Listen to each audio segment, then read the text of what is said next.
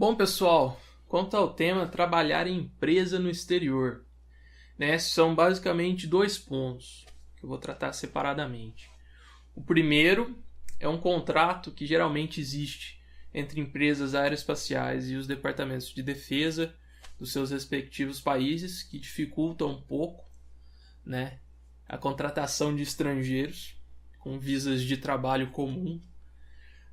E o segundo ponto é a validação do seu diploma para você poder assinar projetos como engenharia, que é um tema separado, que é uma outra dificuldade, né? A primeira já é bem grande, mas essa ainda é uma outra dificuldade e eu vou ser sincero, eu não tenho tanta informação sobre essa validação do diploma.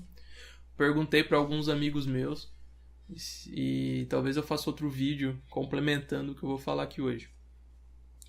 Bom, quanto ao primeiro ponto, né? Inclusive, talvez essa pergunta tenha sido gerada pela euforia do lançamento do Falcon Heavy da SpaceX. E a pergunta foi realmente essa. Uma pessoa me perguntou se conseguiria trabalhar numa empresa como a SpaceX.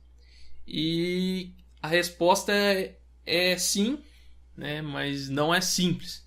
Você teria que ser um cidadão americano.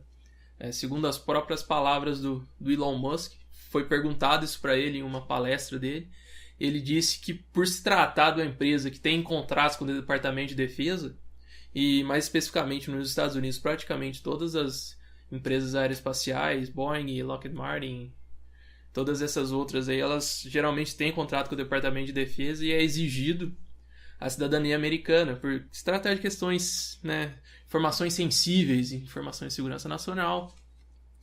Então é muito difícil você conseguir um emprego não sendo cidadão americano, não tendo green card.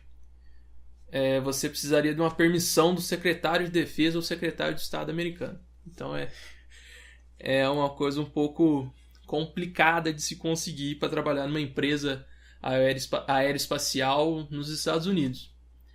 Entretanto, quando eu estava lá, né, eu estava procurando estágio, então eu recebi duas propostas de empresas, né, para fazer a dinâmica, todo o processo seletivo. E dessas duas empresas, uma era uma startup que trabalhava num avião comercial, um avião executivo supersônico. Eles estavam desenvolvendo esse projeto, ainda está no início, ainda existe essa empresa, mas eles me chamaram para trabalhar. E curiosamente, o meu visto de estudante não me deixava trabalhar.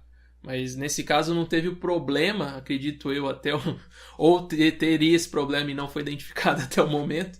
Não teve problema essa questão de informações sensíveis. E outra empresa também, eu fui chamado para fazer entrevista, também novamente não deu certo, porque por conta do meu visto, que era de estudante, era muito específico, né? Não era um visto de trabalho, alguma outra coisa do tipo. Que trabalhava com dados de aviação, de controle de voo, de várias outras coisas também. Mesma coisa, né? Eu recebi essas duas propostas, então não seria impossível se trabalhar numa empresa nos Estados Unidos. Só que no meu caso eu era estudante e não tive essa oportunidade. Entretanto, eu buscava muito um estágio, né?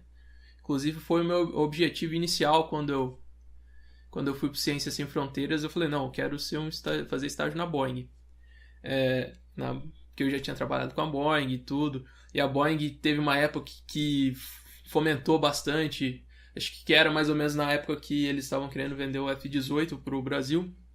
Eles fizeram vários programas de estágio para estudantes do Ciência Sem Fronteira.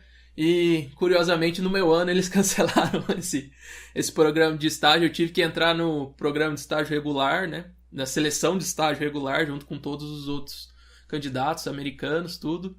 E eu fui chutado 3 vezes desse processo, né? Lá nos Estados Unidos tinham bastante essas feiras de estágio. Então o pessoal ia lá, punha o terno, eu pus o terno e tal, passei gel no cabelo, fui cheirosinho lá conversar com a galera. E eu conversei bastante com o engenheiro da Boeing, primeira vez ali, tava eufórico e tal. Conversei muito tempo, porque eu tinha experiência da Gol, né, com manutenção do 737. Aí nós conversamos sobre Arduino, sobre simulação de voo, coisas tipo não tão relacionadas assim com a entrevista. Foi super legal. Só que ele, no final da entrevista, ele falou, ó, certamente nós teríamos uma oportunidade para você. Só que é muito difícil por você ser um estudante internacional, por conta desse problema, novamente, dos contratos com o Departamento de Defesa, mas ele ainda foi legal, ele falou, ó, não é impossível.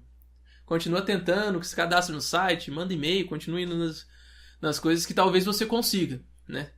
E eu segui essas orientações. Eu fui pra segunda vez também, conversei e tal. Foi super legal, saí mó entusiasmado, assim, e no final a mesma coisa, né? Não deu certo também por conta disso. Talvez por N motivos, mas esse certamente era o principal.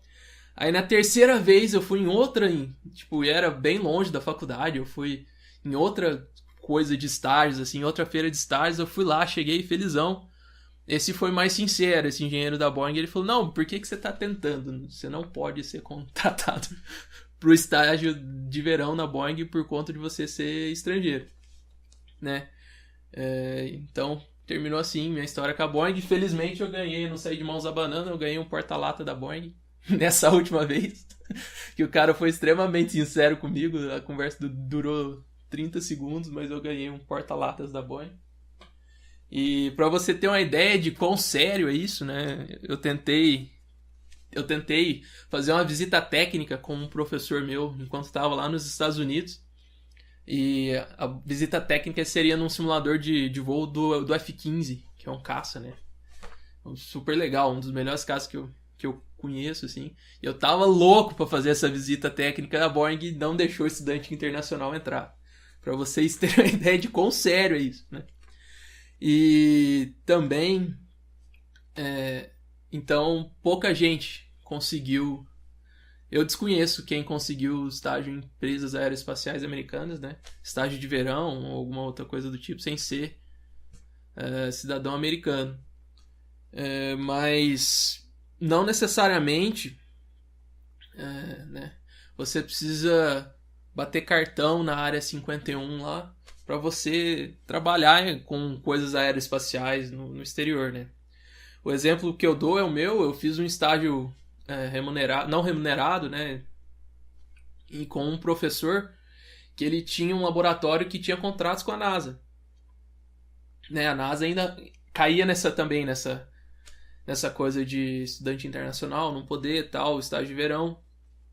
Mas eu conversei com esse professor, então eu ajudei ele de uma forma voluntária e tive contato com coisas, tipo, cálculos orbitais de sondas que vão para Marte, por exemplo. Então, essa mensagem que eu gostaria de dar. Se você pensa em ir para o exterior, não necessariamente você precisa, né, bater cartão na área 51 lá, em uma empresa dessas que constrói caças supersônicos, caças stealth. Não necessariamente você precisa ir diretamente nessas empresas para ter contato com coisas extremamente legais lá nos Estados Unidos. Nas universidades é cheio de oportunidades para alunos internacionais, eles adoram, tá? E muitos professores também são de outros países, talvez tenham visto de trabalho, não seja o green card definitivo. Então existem possibilidades, assim, mas concluindo, né? Existem possibilidades, mas para trabalhar nas empresas aeroespaciais americanas, SpaceX, todas essas que têm contratos com o Departamento de Defesa, você precisa ser um cidadão americano. Acho que é isso, já ficou longo. Quanto ao tema de validação do diploma, provavelmente eu vou fazer outro vídeo.